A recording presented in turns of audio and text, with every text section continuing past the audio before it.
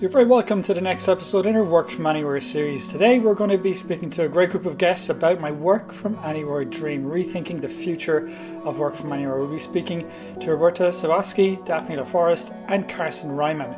And next week we've got Navigating Work From Anywhere Risks with a world-class panel of tax experts and people who are experienced implementing Work From Anywhere for global mobility teams. We've got Doug Bach, Sarah Briggs, Ursula Dyer-Leparoli and David Livet. Very excited about next week's episode as well. For now, enjoy episode 16. If you could work from anywhere in the world, where would it be? Those of us, I guess, who are privileged to be able to remote work have now got the opportunity to dream, okay, if you can work remotely at home, where could we work if we wanted to work abroad?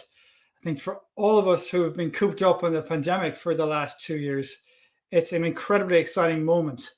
You can imagine, could it be remote working back with family abroad or by a beach, for example, hiking up in a cabin in a mountain, for example, somewhere in Switzerland. There's so many different opportunities open to those of us who are lucky enough to remote work. And what's also interesting is looking at some of the data that's come out in the last week or two. There's not exactly a huge rush to go back to the office. We've obviously got COVID still going on at the moment, but I thought it was interesting. You had GitHub, they did a survey recently where only 11% of developers want to go back to the office. So I guess with that in mind, with the opportunities that are all open to us to work from anywhere, I'm going to bring on our guests. We're going to be speaking about our Work From Anywhere dream. Thank you so much, Carsten and Roberta and Daphne, for being part of today's episode. Really looking forward to today's discussion. Probably good to start off with a little bit of an intro. Carsten, do you want to kick us off, I guess? Normally it's ladies first, John. Sorry. we can do that too. Roberta, then, do you want to kick us off? Oh, that's not even fair, Carsten. Sure. So I'm Roberta Sawatsky. My home is actually in British Columbia, Canada, where I wear a couple of hats. So I'm a business professor, and I am also a work from anywhere advocate and consultant. So I currently am in Portugal, and I am on a year-long study leave. And so I get to work from anywhere. Love it. Daphne, what about you? Can you tell us more about yourself? Yes, of course. I'm Daphne Laforêt. I work as a distributed workplace strategist. So basically, I help leaders and executives when they are transitioning into a fully remote or remote first workplace. It's been a really exciting past year and a half for me. I know it's a bit sad with the whole pandemic is quite sad for a lot, but it's a very big change for the workplace in general, and I'm very excited about it.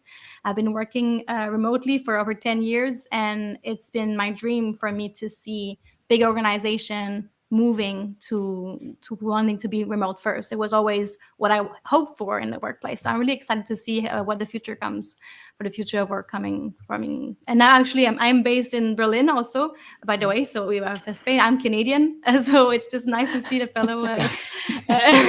So I'm from Montreal, based in Berlin, and I didn't travel in a long time, but I'm planning to go to South Africa for Q1 of 2022 as a first trip after the pandemic. So it's very, very exciting. All these opportunities open to us, Daphne. It really is very, very exciting. South Africa sounds like a wonderful place. Actually, only released a video last week of I think it was the authorities in Cape Town were doing a promotional video that we shared on social media. It looked absolutely stunning. Cape Town did. Carsten, where are you from? Where are you dialing in from? Tell us more about yourself. Yeah, today I'm in Brussels. I'm originally from Germany. Left the country long ago. No, just kidding. And I'm a lawyer by training, actually, turned entrepreneur more or less. And I started and actually ran a firm completely virtual, I would say, or more or less remotely for about 10 years. And we sold it 2 years ago. So I'm now at the next stage of new ventures. And my current, I would say, passion is actually, I discovered the remote work movement. Oh, I'm not alone, a bit like that.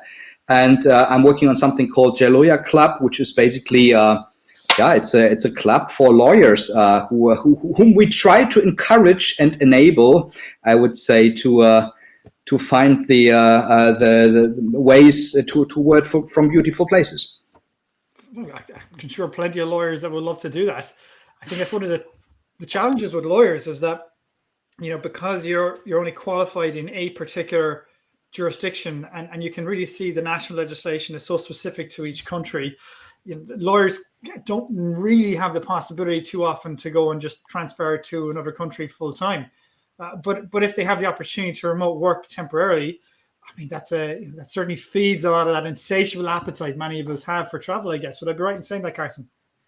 Yeah, that's a bit of the idea, right? To kind of start with hybrid models or kind of mixed things. And you're the tax guy, right? So for tax reasons, it's even trickier. But to give an example, I was in Portugal, close to where Roberta currently is, Albufeira.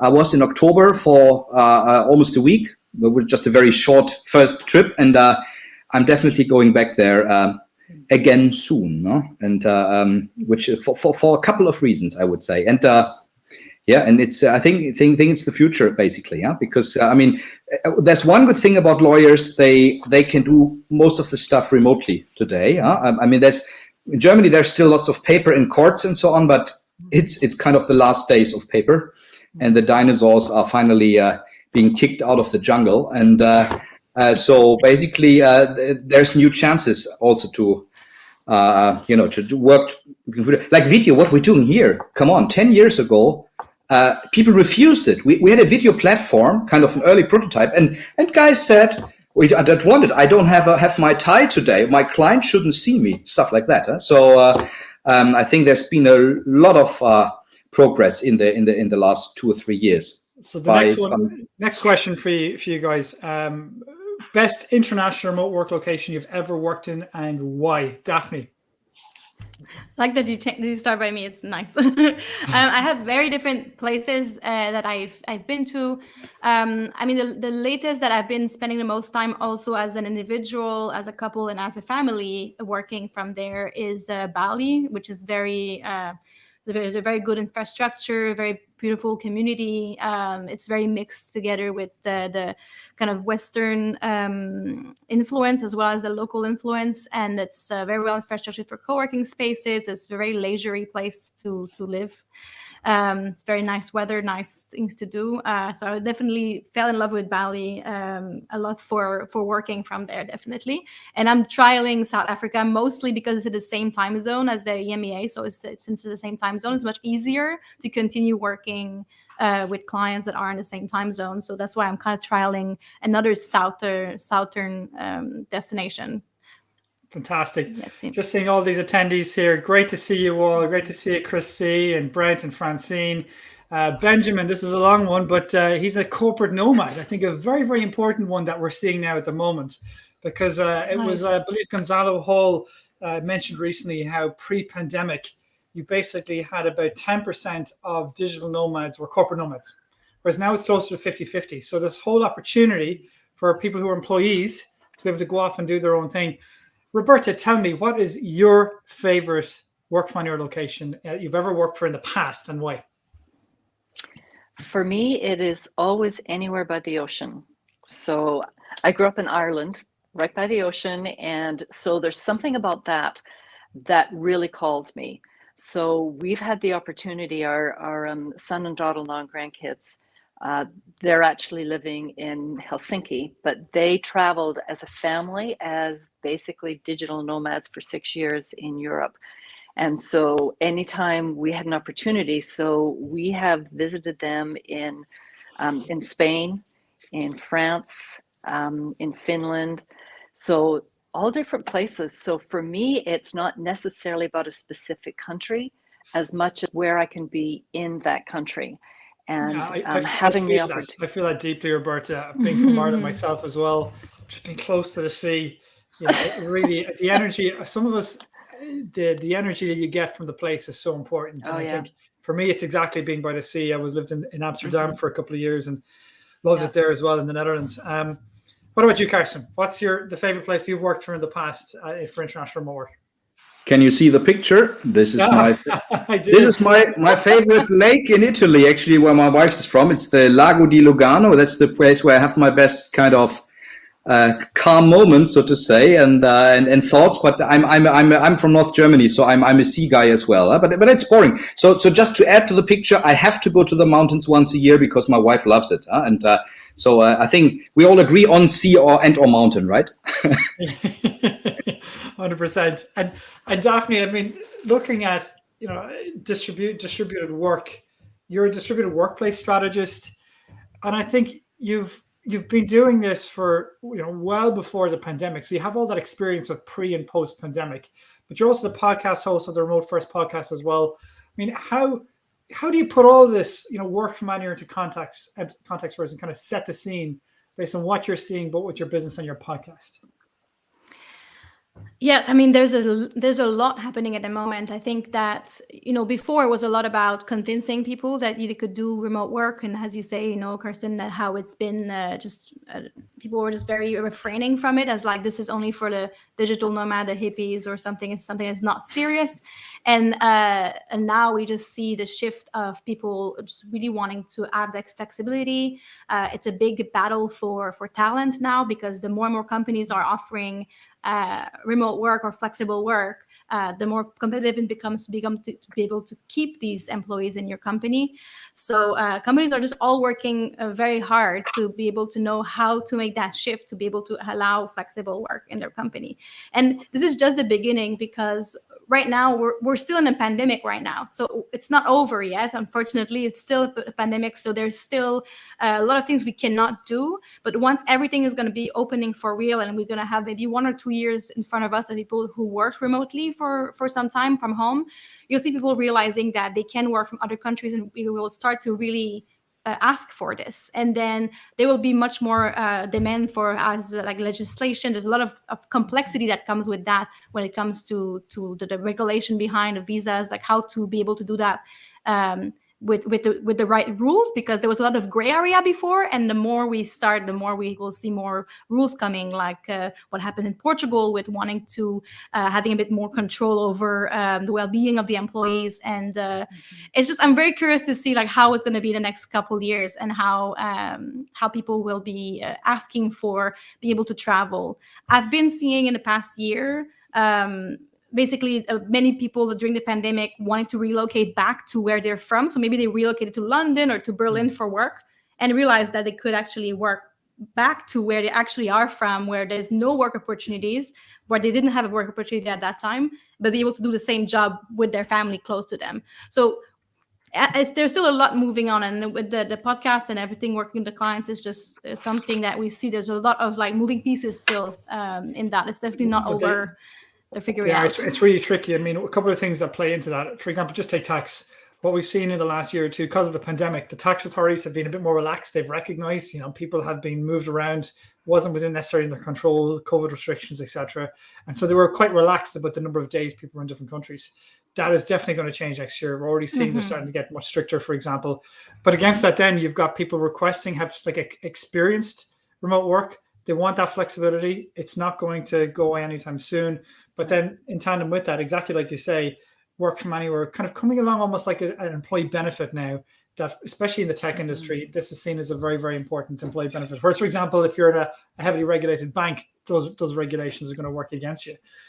For me, how do you see it, like Roberta? What have you been seeing? Obviously, you were a consultant with workplaces. You've got your own consultancy, your own company. Like, how have you been seeing it? I mean, is it this whole work from anywhere concept? Is it just a dream, a temporary fun, or do you think it really can become a reality? Roberta talked about, or Daphne talked about some of the regulatory challenges. How do you see it? I mean, can it become a reality? I think it definitely can. And what I'm seeing with companies that we're working with is that they are now jumping in and they're embracing hybrid. And so they're giving their employees an opportunity to choose if they want to, and lots of different configurations of what that looks like.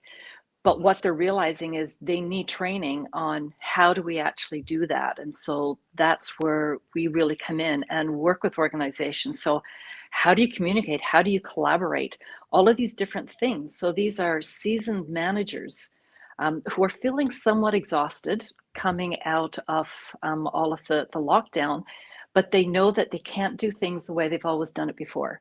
and they need to learn how to do it different, and they're hungry for it, and they're reaching out for it, and they're willing to embrace it. But it's not an easy switch. But what I really see is that these are baby steps. So for some organizations, you can work from anywhere, like within your province or within your state. But what I think, if it's done right, then I think the doors will open up more. Okay, so it worked this way. Now we're okay if you're going to go out of the country for a month, and you're going to still work. You're going to do a working vacation or some kind of thing. I think it's baby steps, but I think there's definitely opportunity in the future for this to become the thing. I'm just going to share a really good link with everyone in the audience, because I saw Chris asking, like, the certain requirements of where he wants to go, what he's looking for. Nomad List is one of the go-to resources for people looking to find out where's a good place to go based on all sorts of different requirements. It doesn't cover everything, doesn't cover things like, for example, a lot of the more nuanced aspects of tax or double taxation or whatnot, but that's a good resource. We have some good resources on our own website as well. But coming back to you, Carson, how you're seeing it, obviously the host of the Lawyers on Fire podcast as well, expert in the legal profession. How, put this in context for us in the whole legal profession side. Yeah, the legal profession is a very special creature, I would say. And just to show you where it comes from, almost 20 years ago, in 2002, I was a lawyer in one of the big firms in London. And, that was when the Iraq war started. And all of a sudden we were told, don't work in the office anymore because it was too dangerous. There were some bomb threats, of glass going on and so on. Everybody got a color code and was sent home, so to say. Yeah, get your laptop. Work remotely. That was 20 years ago, and it worked. It worked. I think that some IT guys were left in the building. So the rest, all the fee earners, the lawyers, were dispersed in the city. And when the threat was over, kind of a couple of weeks later, everybody was going back. And that's, I think, a good metaphor. Actually, that's the big question, the big situation we are currently in. So basically, when we started thinking about lawyers and remote work a bit more than a year ago, when Corona, was at the first big wave, of course, that was this remote. Everybody was working from home, and now the big question is: will it totally go back, or where will it stay? And we've seen some very interesting thing. Lawyers do love it, on the personal side. People told us in confidence, if our law firm, what Daphne said a bit about recruiting, if our law firm doesn't offer flexible or remote or work from anywhere positions, whatever you call it, or hybrid models, actually we don't want to go back. We're looking for another employer. So I think it's a highly important issue on the recruitment area. At the same time, I think law firms have been rather reluctant allowing it for a couple of reasons, and there was like a big shock, I would say. This June, there were two big bangs this year, actually. Yeah, so I would say normally law firms were a bit reluctant. The lawyers wanted, but the law firms were like, what are we going to do? In June, you had a big announcement coming off. That was, I think, Deloitte. You had it in your notes as well. Deloitte saying about the UK employees work from wherever you want for how long you want. And actually, I did some LinkedIn posts, and that got my biggest, I think I had 30,000 views in a week. I've never got so many things for any podcast at all. So everybody was looking, oh my God, what are they doing? It was a big four. And then you had, I think in June, you had PwC in the US allowing people to work remotely. There was a bit, not such a big impact on the views scale. It was a bit like Elon Musk and Bezos flying to space. And, I've been there, you're doing it as well. But anyway, these two big companies, I think they set a benchmark this year, and now the game is a bit what the rest of the pack will do. My personal guess is it will go a bit in the direction we've just heard from Roberta, that people will go into some hybrid mode, because and not really because, and the funny thing is not because really you need to be in office to work.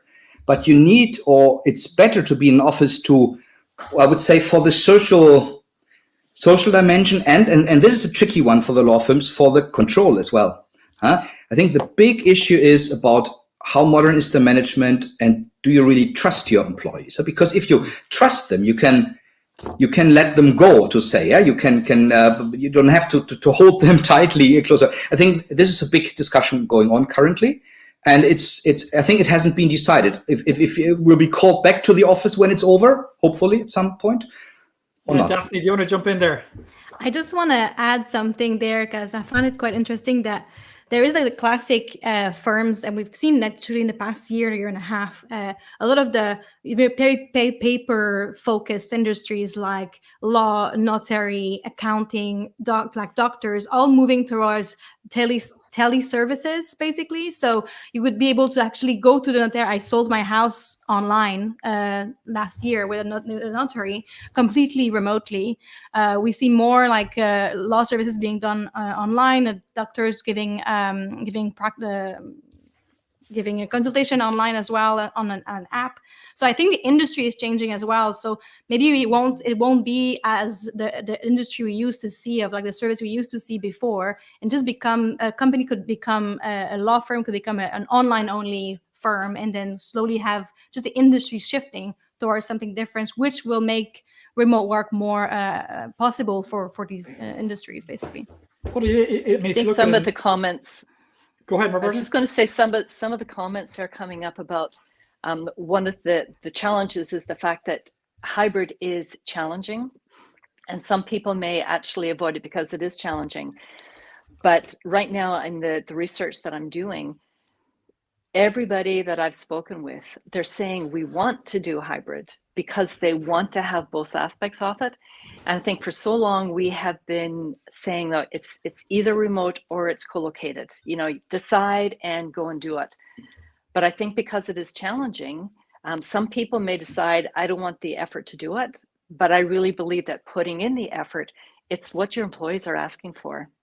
And whether it's for the social reason or whatever it is, putting forth the effort and doing it right, I think it can be really successful. So yeah, definitely those comments that are coming in about it being a challenging, totally agree. It's also because people are not necessarily willing to do the full work needed to do hybrid. Yes. About this, basically the problem with hybrid is that people are trying to keep still the idea of office first as their main, most important way of working. But hybrid should actually be a remote first way of working, or virtual first. Let's not use the word remote, but basically, I think hybrid is more going to be an experience where we're using the office and the in-person to be more collaboration, to be for creative moments, to be for social moments. But if the company is not willing to put the effort of doing the foundation work of reassessing how we work as a team, how we work as a company to be virtual first, it is where it's going to be failing to be hybrid. So that's just an extra thought there. No, I think it's a critical component of it, because that's also what I'm seeing. I'm seeing a lot of companies, if faced with the choice of either remote, hybrid, or office first, they're basically going hybrid. But the problem is there's not an intentionality behind it. They're going hybrid without a bias for the office or without a bias for remote. And what ends up happening is becomes a complete muddle. Like, for example, like how we communicate. If you're going hybrid, is it going to be more of a bias towards asynchronous communication or synchronous communication? Figuring that out before you go hybrid is absolutely critical, because if it's going to be asynchronous, then the bar for having a meeting is much higher. You're going to do a lot more prep in Google Docs, or, for example, on Loom videos, etc.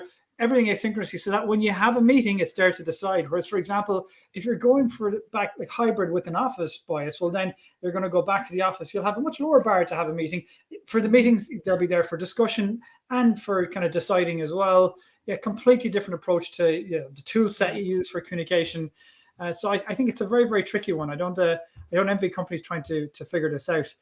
One of the things you mentioned, the other complexity, John, the other complexity as well that comes in is that everybody can't work outside the office. I mean, in many organizations, some people they physically have to be there. So it's not a matter of an organization saying we're not going to support it.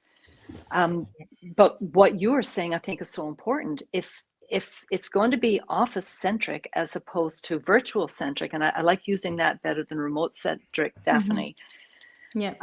People are going to experience biases. They are going to experience all of those things, like feeling out of sight, out of mind. And if we don't actually make it that every decision that's being made, you are doing the majority of your work asynchronously. And so when you come together, there's value in it. And that way there's going to be equity among everybody. So whether they are working remote, they're working in the office, or they have no choice, their job actually demands them to be there, there has to be that equity created in order for a team to be successful. It's a hard nut to crack. There's no doubt about it, Roberta. Getting that equity piece of it right is absolutely critical. Speaking of equity around salary. I mean, Daphne, you had a very interesting post about the contentious topic of let's say whether location should be factored into your salary. I mean, Buffer was being highlighted as having a completely transparent compensation mechanism. Tell us more about this. What's your take? So yeah, I recently had the conversation with Jen Terry at Buffer on the podcast, and we discussed basically how their the fact that they have transparent salary actually helped them to achieve more gender pay gap, which was super interesting because we talk about this and we would think that it could be equal just because of the salary, but then over the company they saw that more male could have maybe like salaries that were higher because of the type of position they had, and they are trying to adjust this to be a bit more transparent, to be a bit more equal. But in terms of the transparency of salaries, I think that many remote companies right now, or companies in general, are trying to see, are we going to do salary according to location? Like Buffer is very famous for their salary calculator. They're very transparent. They're showing everywhere what they pay their salary. They have San Francisco salaries remotely. It's like the dream idea of salaries. But at the same time, Buffer started that when they were very small, and it started off as being transparent salary from the ground up. And then when someone would join the company, they would basically be knowing in advance that their salary would be transparent internally and externally. And they had a salary calculator and everything, and they know what to expect. But it's very hard now. People are wanting to maybe bring that up in their company. But when you actually have a background of maybe 10 years of work, and you have 500 employees who had never had transparent salary, or it's very, very difficult to bring in like, hey, we're going to now tell everybody how much you're making and then show how much inequality there is in the company. So it's a very challenging aspect that to put that in. And in terms of the location, it's still a very difficult part. I think even Buffer was saying that it's even difficult for them. I was asking them what happened if someone wants to move location and everything.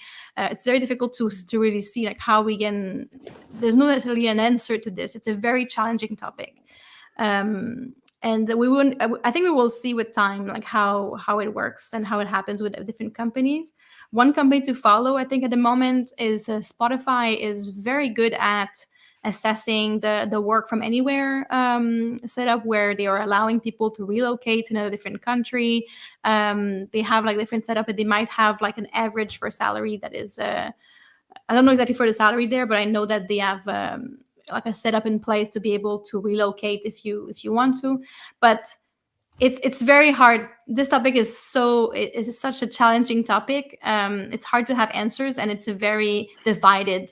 Well, I give you an example. I mean, if you look at the employer portion of Social Security in France, it's like 45%. In Denmark, it's like 0%. So for an employer perspective, somebody decides to move from Denmark to France, that's like literally half their salary more. I mean, what do you do in that situation? It does get very, very complicated very, very quickly. But speaking of complications, Carsten, Portugal, literally in the last week or two, they've announced a law protecting the right to disconnect. Like literally employers cannot text or phone outside work hours, let's say. We're seeing like the likes of Ireland and many other countries introduce remote work laws, which is a positive in many ways. But I mean, how do you see that? Obviously, the risk of non-compliance, depending on where somebody's working. How do you see all that kind of remote work law evolution as well from your side? I think as such, it's good to have some kind of regulatory framework. Why? Because, I mean, if we're working at home or at the third place, it gets more complicated to separate what is work and what is kind of leisure time. And I mean, everybody knows who works at home. So I think it's good. If the rules as such are very smart, I can't judge and don't want to judge. For example, if you're self-independent, like I'm, I don't have an employer and I go there, they don't apply. Yeah, but what is it? If as you said, if you're working 9 to 5, okay, that's one thing. But if you enjoy your freedom to decide about when you work, so for example, if you have small kids, I've got my children, I've got my hour from 7 to 9 in the evening. That's really big fighting hours, right? And I don't want to work these 2 hours. But after that, at 9, it's fine. They're in bed, and I'm, if I watch the television or if I work, I mean, it's I prefer to do something meaningful in time. So why should you regulate this behavior, right? So that's on the content. But as such, I think it's good. The more, let's say, options or stability frameworks you give, of course, it's protecting people as well. And what might happen is that that countries kind of not only compete for tax regimes, but also are competing. There's as you know, in the EU, there is no common standard on social kind of policy. So what might happen is that there will be a competition. As you in Portugal, you had the golden visa thing in the tax regime. Maybe now you have the a relaxed employer working scheme. I don't know, but I think that will happen, and it's good. I mean, the legal order, stability, predictability, and so on is part of the overall package. It's just one aspect, but it does matter, I guess. Yeah. Well, it is I a find it a crucial bit point. difficult. Go ahead, Daphne. I just find it a bit difficult that all the new laws coming. It's kind of like it's been a big boom in the news recently to put that up together, but I'm not sure how it can be actually helpful for when we think working remotely. We also think like global, and the fact that you can hire all over Europe. You could have like a company deciding to be based in Portugal, or instead be based in France, or be based in Germany, or whatever they choose a country in the EU. Maybe they want to be based from.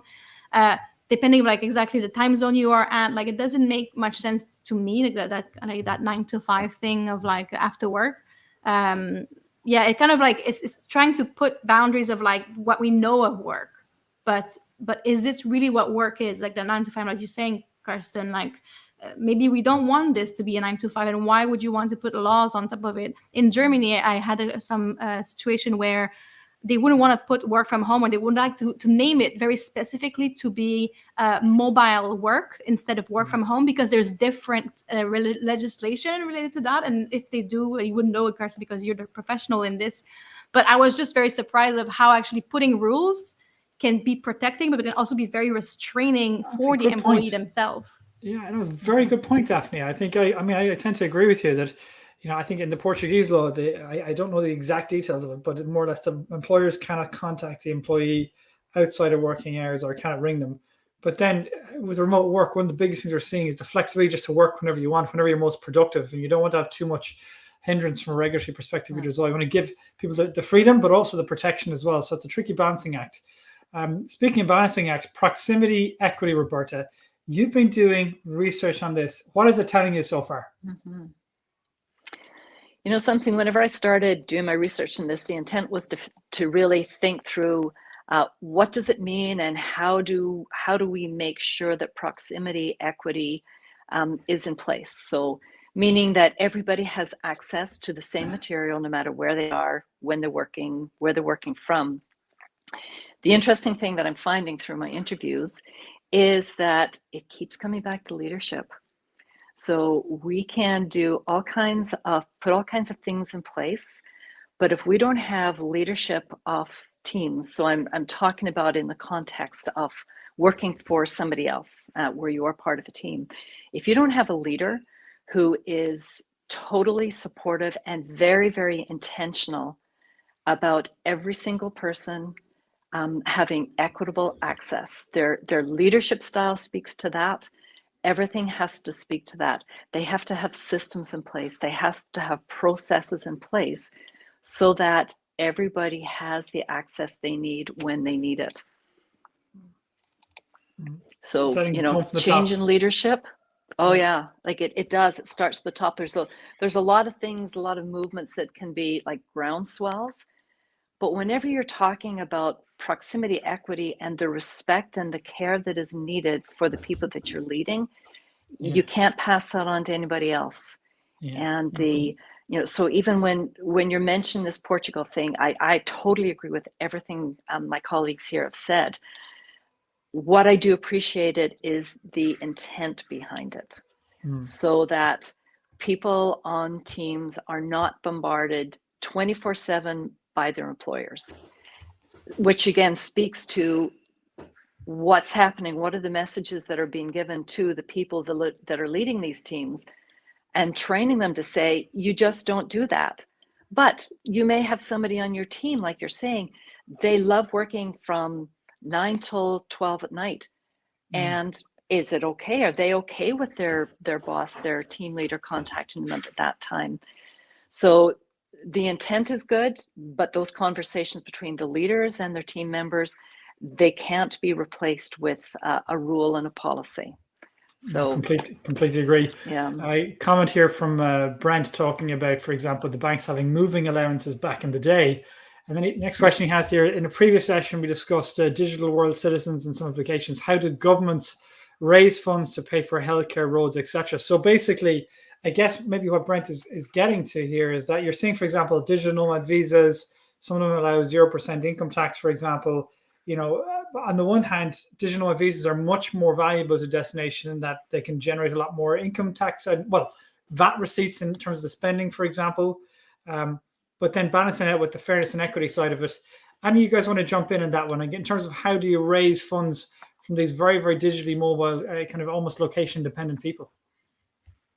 Anyone want to take that one? Well, if you're driving around in the highways in Europe, you're paying a lot of money towards those tolls. Completely agree. So Yeah. it's, in many ways, work is not a place, but tax most certainly is. So I think it's kind of in some ways clashing with that. On the one hand, you know, countries have to raise, you know, tax within their borders to fund the infrastructure, schools, hospitals, roads. But on the other hand, you have these highly mobile people that are kind of working remotely for maybe 2, 3, 4 months at a time. It's a tricky one to crack. I think on the one hand, destinations want to attract these highly skilled digital nomads, but on the other hand, you know, using tax incentives in some cases. But on the other hand, they need to be able to pay for the local infrastructure that those digital nomads use. And you don't want to displace the locals as well. You don't all of a sudden attract a whole bunch of digital nomads and then all of a sudden displace the locals out of there. And those digital nomads are not paying for the local, you know, infrastructure, for example. It's a very, very tricky balancing act. John, one point on that one. I think a very good example is Estonia. With the so I became a digital Estonian citizen, or whatever they call it, right? So it's at least practical. If you want to have all things in one place and you use technology which actually works, you know, to become kind of flexible where you put your stuff for work and your company. Doesn't solve all the tax issues, I agree, but at least it's a nice approach to have something virtual. And I think what we haven't brought up so far is I think that all this big discussion about remote work comes hand in glove with the question of automation, right? And of these digital processes and more and artificial intelligence and all this. This goes together, and the more we can actually do in a virtual world, the more flexibility we have also to move around, and then so kind of the virtual world is basically, it's a bit like the Matrix, right? you have a second world coming up, and it has risks. Therefore, protection laws are good for employee protection, but it has the chances we're talking about. So I'm just showing you a link down below. E-residency Estonia as well. It's one of the things that you mentioned, Carson. So that's one for the audience that could be worth a look. I actually only met Hannah Brown, the team for E-residency Estonia, in the Gran Canaria at that event I was speaking at earlier this week. So one of the ones that Daphne, you know, what the great thing is with your podcast, you get to speak to all of these leaders in the world of remote work, and you spoke to none other than Darren Murph, one of the leaders of remote work globally, head of remote at GitLab. What do you think? What did you get out of that conversation? And big picture, do you think large companies need a head of remote position if they're implementing remote and hybrid? Yes, I just changed my mic so just make sure everything can you still we can hear me? you. All good, okay, because I had to just take off my AirPods, so just hopefully there's no echo. No problem. Just let me know. So when we discussed about the head of remote, I was also very curious about, you know, the different ways they were approaching it. There's different ways of approaching head of remote in an organization. I think that any organization that are planning to grow very fast in the next year, or, you know, are kind of planning to grow remotely, to have like a team or a person in charge of this whole transformation makes a very big difference. There are different choices of like either working with consultation company like mine or like Roberta, where you actually like have someone coming in and training the people inside of your company to do that transition. And basically you're training the people directly internally to own that whole transition, because it's not a one person job. Like it's usually a big team. You might have a leader, basically a head of remote, or head of workplace transformation or workplace in general, to manage this. But it is a very, very big transformation. It's not just we're gonna give new headsets to everyone and we're gonna now have new tools, and there's a big new operational way of working. So it's a big decision for a company to decide to go through that change management phase. So it's to be taken very seriously. I'm divided yet at knowing if this is actually a long-term position in a company. It might be a position that someone might have for a year or two transitioning. This might change into becoming maybe a head of workplace experience or something like that. But it's I'm still like wondering myself, is this something that is like a temporary thing, or is it something that can be done long term? That's a very, very good point, Daphne. Carson and Roberta, what do you think? Do you think this is could it be a temporary position or a long-term position? Just curious. Very tricky. Very, very good question, Daphne. Yeah, I agree with Daphne. I think it could be a temporary position, but I think what'll happen is other positions in HR, for example, I think they will morph. And so this will then become part of it. And I love that, the work experience. So it's not about the workplace. It's some companies are already calling it, and have for a while, like people operations. So it's not, that doesn't even indicate that it's a specific place. But I think it's everything in an organization is going to morph, not just one aspect of it. So yeah, I totally agree with what Daphne's saying. Yeah, like remote is just a temporary word because now it's new, but it might disappear at some point and just become work. That's it. Exactly. First time I've heard that, but again, this is the great thing about getting guests like you guys around. You all give different angles on it I haven't heard before.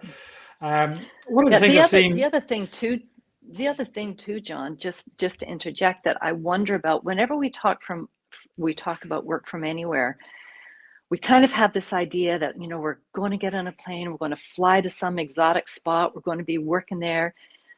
I think for a lot of people, working from anywhere means they're still staying where they are, but they don't have to go to the office all the time.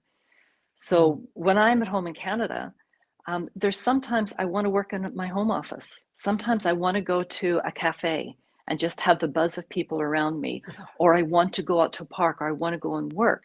And I think the idea of working from anywhere is giving people the choice and the opportunity to work from a place that fits with what it is that they're wanting to accomplish without being told they have to go into the office. So just to remember that it's not this huge, big scale thing that we're looking at. It's every single person. You don't have to travel the world to appreciate working from anywhere. You could be staying in your own small community and choosing to work from where is best. Critical point, Roberta. One thing, so like you said, we can easily forget that it's not just, for example, the North American or Western European going to a nice beach in Thailand. It could also be, like you say, it could be the people in let's say in India not having to travel to, for example, the US to get a job. They can access these great job opportunities locally, in their local village. Or it could be, for example, the Indian expat in the US looking to go back to their family, spend time with their family, or somebody in, let's say an Eastern European expat based in Western Europe looking to go back to their family as well. That's the other aspect that we're seeing. So kind of removing the biases that we all might have and the concept of this work from anywhere kind of a mindset. Speaking of the concept, or one of the themes of this episode is the work from anywhere dream. I can imagine, Carson, if you're one of the early investors in remote and deal, you're definitely, you're dreaming a lot of money at the moment. That's in terms of valuation. Now, you're an investor with Lago Ventures. Tell me what your take is on those deal and remote rounds and valuations and all the rest of it. I mean, just enormous sums of money that are being bandied about. Well, I'm not in this big round. I'm just a very small kind of early business angel investor, right? But you know, the big unicorns. You know, I think that shows a clear trend, right? That there is certainly some hype about it currently. It's a bit the hype of automation, right? And people are desperate for investment opportunities. If you look at what's going on in the markets with interest rates, etc. So there's definitely some appetite to throw money at things, huh? And so if you see, I think it's 11 months, yes, till they reach unicorn without kind of, you know, even conservative commentators said it's unusual. Huh? But I think it shows that you know, remote hiring is a trend, and it creates buzz, but there's a huge demand.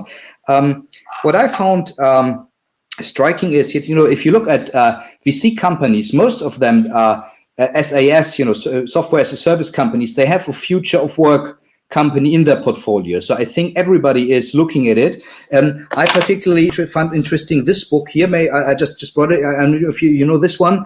I think it's an Israeli colleague, Drok Prolek, who wrote it, Rethinking Real Estate. I think this is an interesting one, showing you a bit how the industry, real estate industry is changing a bit. You know, like access to, as you say, you like to go to Portugal. So what's the access? How can you do it? How can you achieve it? Do you have to own it, or is it fine to have access to it? And finally, what Roberto said gives me nice comfort. You don't have to travel to Bali all the time. I think Thailand and Bali are very sexy places, mostly for young guys, right? For obvious reasons, right? If you can't find a partner at university, you go to Bali maybe. Or we had once a lawyer, I won't name anybody, she didn't want to return because she fell in love with her yoga teacher there. So that can happen. This is all very nice. There's a great book about Bali, by the way, by an Oxford professor.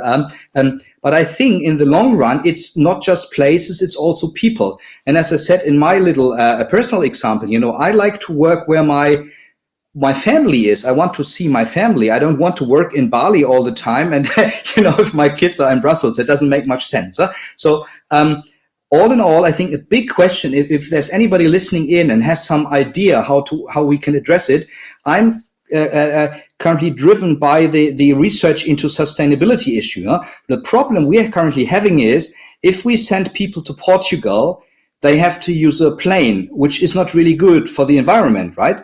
And so is there a way you can bake it into a company's DNA, you know, not just greenwashing, planting a couple of trees for a flight or so, but really it's a price structure, or what options are there? How can we make the new chances, you know, with the new freedoms, so to say, we have to work in Canada, to work here and there? How can we kind of align it with a new way forward, also in terms of sustainable use of my personal CO2 balance? I think I hear people all the time in this remote work LinkedIn groups. They're talking about nice places. Hey, yes, let's go to Bali, where's the beach, and so on. But, you know, what's the flight CO2 balance if I go from Europe to Bali? It's not so nice, right? And if they say, oh, I don't have a... Yeah, exactly. So I think there's a big... bucket, there's a huge problem to solve, and an interesting opportunity there as well. So I can imagine if you use some creativity, you also find a way, maybe an app, you know, where you have your personal. Today I killed so many trees, but I saved so many whales. I don't know, but it's, you know, just kidding. But I think that this is an issue we need to address in this community here, because with the freedom comes some responsibility also, where we move and. You know, you can see that with, for example, business travel, the pressure to reduce business travel with CO2, for example, and reduce costs. That, you know, companies are completely looking at business travel in a completely different way, with a new set of lens. It's a very, very important part of the conversation to highlight. I'd like to ask you, well, do you know of any companies that are leading the way with work from anywhere? Any ones that jump to mind? I mean, you mentioned Spotify, Daphne. Any other ones that jump to mind? Any you can talk about?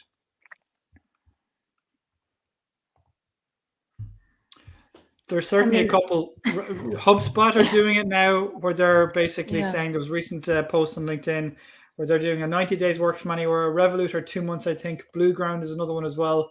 But a lot of it is still very much in flux.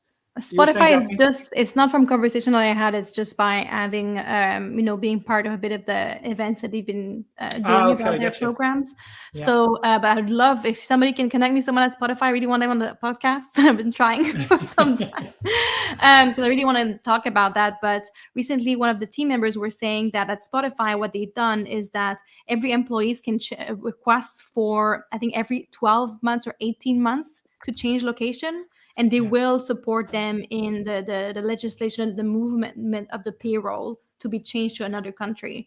I don't know how long they've been experiencing it. Maybe after some iteration and after trying it out, they saw maybe it was not working or not. But this is what they were expecting. Well, in many ways, it's essentially an expat. But I was in another discussion earlier today where expats are traditionally driven by a business, that a business wants somebody to move from one country to another. Whereas now people are putting in personal requests to go from one country to another. So it gives all sorts of complications on who pays for the relocation cost, the tax advice, stuff like that, We talked about your favorite location in the past that you've been to. What about, I'd like to ask you all, one of the last questions really is, what location have you not been to that you would love to remote work in? Anyone's jump out for you? Carson? I'll go to Bali. If Daphne goes to Bali, I go to Bali as well. Love it. There's a lot of people in Germany. But I'm happily married. Don't worry. I go there for strictly business reasons. But it is nice and warm there, I guess. Yeah. It's very nice. Good infrastructure there in Bali, definitely. But it's far. You, Daphne? It's very far for time zones and everything. It's not necessarily the best for depending where your business is. And where would you go to, Daphne? Well, South Africa was a dream for me for the past 2 years. Because of the pandemic, I just stopped traveling. You can see my Instagram just stopped. And then I'm just not traveling. But South Africa has been a very big curiosity for me. So when you posted that video actually on your page, I was like, yes, like I'm so excited because this is where I would really like to go soon. I'm very curious also of the Middle East. I'm very into the Middle Eastern country at the moment, just personally very interested. But just because I've never been to the Middle East that much and to Africa that much either. But there are so many places. Colombia, Medellin was very popular. I've never been there, but I know a lot of people like going there. There's definitely like the Philippines and Asia. People know that there's a lot of places there. I used to be before. So when you talk about the corporate nomads, I used to be that corporate nomad before. One of the like very small amount where I was going was always like I was the only one working for a fully remote company, but everybody else were freelancers. And it's definitely different than when you actually have a salary and you can just be free of saying like I have my job, I work this amount of hours, I'm being paid, and I can continue traveling. There's a lot of freedom that it gives you. There's no stress of being a freelancer and trying to find a job to be able to pay for your minimum amount of cost to be able to live in a place. So it's a very different approach. I think it gives you a lot of wings to. No, it does. I like that. It does as much as when I work for. It does give you a lot of wings. Roberta, what about you? Any place you haven't been internationally or working in that you'd love to? I think when I think of places that I've actually been on vacation and I would like to go back to for extended times and actually work. So one place is Naxos, one of the Greek islands. Just a place to go where you can, like if you want to do any writing or any real that deep work where you just want that whole tranquility around you and beauty. And I would like to go back and spend more time in Budapest, Hungary. Really fell in love with that city as well. Hungary comes up very high on Nomad list as well as a really attractive place to go to. Yeah, and economical as well. So that's it. Those are the 2 places. Yeah, geo arbitrage of taking living in a high cost salary and then moving to in a high cost country, moving to a lower cost country, something we'll see a lot more of. I just want to highlight one thing for the audience as well. That one of the things we're doing at the moment is we've got a Work from Anywhere white paper project where we're speaking to companies all around the world, asking them how are they tackling work from anywhere, how many days are they allowing, what are the biggest risks, how do they see the future of this evolving, for example. So if any of the audiences there that want to take part in it and the interview or in the survey, you can get all the details there. It's basically there'll be no price or anything. That'll be completely free exercise when we do the results. We publish them in January. So we'd love your help with that. And I guess for the rest, really appreciate all 3 of you taking the time to come on today's episode. I've really, really enjoyed the conversation. And well, I guess I wish you luck as we come out of this pandemic nightmare into the future, this work from anywhere dreams and the possibilities that come with it. I really appreciate all of you coming on board. Thank you so much for being part of it. Thanks for having Thanks, me. John. Thanks, guys. Thank you for Thanks, hosting. John. It's really interesting. No problem, guys. I was Thank you. really happy to